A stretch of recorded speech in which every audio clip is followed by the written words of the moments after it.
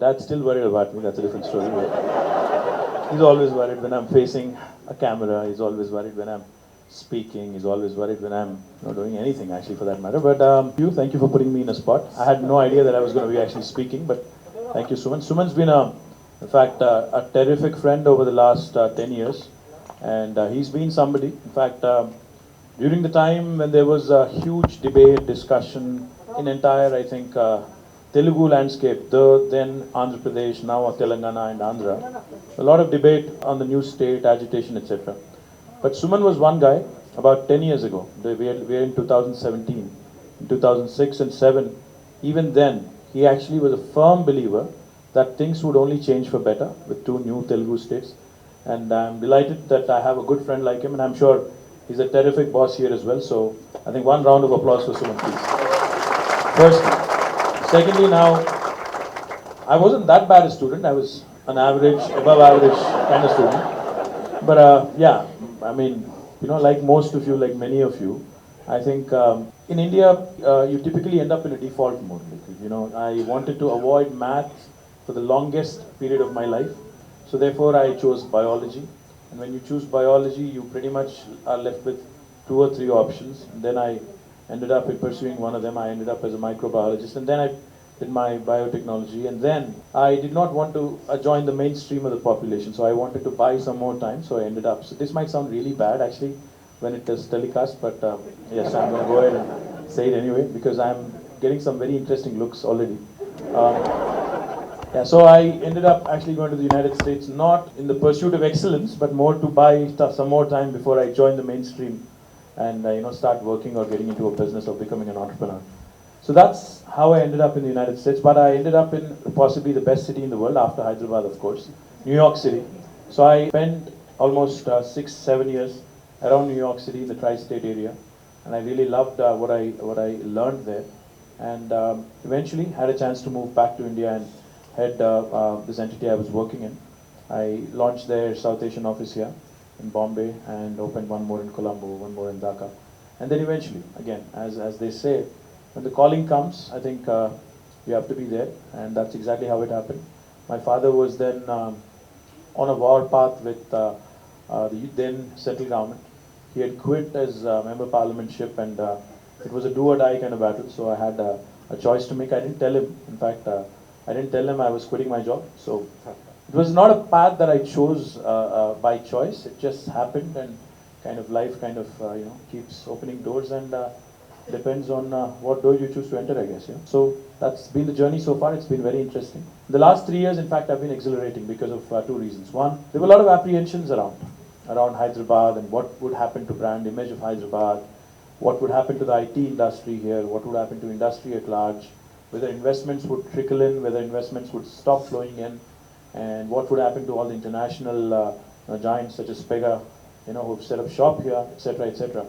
I'm delighted that now today Hyderabad is considered a top-notch destination for investments in India. We're number 1 on the ease of doing business, the state of Telangana, across the 29 states in India. And today, if you look at the top 5 most valued technology companies, Mike, I'm sure Pega is going to reach there sometime soon as well, but look at the top 5 most valued tech companies in the world. All 5 of them, all 5 among the top 5, have their largest base outside of the United States, right here in our own city of Hyderabad. That would include Apple, Facebook, Microsoft, Google, and Amazon. All of their largest base outside of the US. See, the best thing about starting fresh, the best thing about making a fresh beginning, is you're not burdened by legacy. You don't have to worry about what happened in the past. You can make a fresh beginning. You can have a clean slate beginning. And I think that's the beautiful thing about being a new state. So when we started off, see, I'll give you a politician perspective on this. In fact, every politician across the world, in fact, I think Mike would agree, we all are exposed to the American presidential system as well. Typically what happens is you get elected either for 4 years or 5 years. The first year goes completely in understanding the job, your role, your responsibility, the limitations, etc. The last year again goes completely in fighting a re-election. So you're essentially left with 3 years to make any kind of change. And in a system like India or the United States, if you really want to effect some long-lasting changes, if you really want to leave a long-lasting impression on the people that have chosen you, then if you go about reinventing the wheel, if you start thinking that, I have to be an Einstein and come out with something outstanding, you're not going to be able to accomplish much. So what we've done is we've started imbibing the best practices from across the world. For example, when we started looking at formulating our IT policy or our industry policy, we said, we're not going to boil the ocean. Let's pick up the best practices from across the world, make them our own, shamelessly copy if need be. Like I was telling you, I was looking at your interiors, by the way, your office interiors, the Lard Bazaar, the Irani chai, what else did you have? Kalamkari, the Bidri work. I'm going to shamelessly copy it and put it in my T-Hub phase 2 by now. So I believe wherever the best is, wherever some good practices are, pick them up, make them your own, no harm. Because I think wise people always learn from others' mistakes, right? So whatever you guys spent, I'm sure we can do it in half of it and make a better job of it as well. So coming back to how change management is the biggest challenge for an organization or government for that matter. Change management, see, human beings are creatures of habit. We would like to sit on our desk in a particular fashion. We'd like to open our laptop in a particular fashion. We would like to operate in a certain fashion. We'd like to do everything in a certain fashion. When somebody talks of change for good also, initially there is always resistance. But I'll just share one experience with you. Jayesh Ranjan is a top-notch bureaucrat. He's an IIM, he's an IIT, and he's done a bunch of things. I don't know why, in fact, he should report to a politician, but he does. He's been in the 25. He's actually far older than what he looks. So, he's been in the government for 25 years. It's the same guy who was working as a commissioner of industries before I became a minister. The same government, same bureaucracy, same setup. Earlier it used to take 3 to 4 to 6 months and 9 months, etc., to get a clearance from the government to set up a new industry. But after this new government has assumed office, we started working on making changes which are long-lasting, because our chief minister believes in 3 things.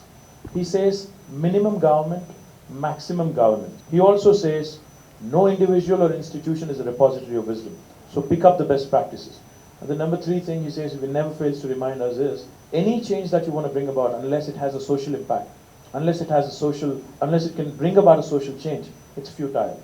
So basing on these 3 principles, what we started doing is, when we started drafting our industrial policy, we said, which is the country that has got the best industrial policy in the world? We looked at Singapore, we looked at the United States, we looked at a bunch of other policies that we could lay our hands on, and then we pulled up the best practices, we made them our own, and the same setup, same guys, same bureaucracy, today gives all clearances in 15 days, in less than 15 days. And if they don't deliver on the 15-day promise, it's an automatic approval on the 16th day, so they don't really have a choice. So it's all about how you institutionalize change. It's all about how you take away the individual discretion, how you institutionalize it. You take away the individual discretion and the personal discretion and make it a process-driven kind of a change. When you do that, accountability comes in, and when you do that, the industry is benefited. When you do that, corruption is rooted out, because discretion, no particular individual, minister, bureaucrat enjoys any kind of discretionary powers. And when you do that, and when people start liking it, that will be a long-lasting change. That will be a change that's for good.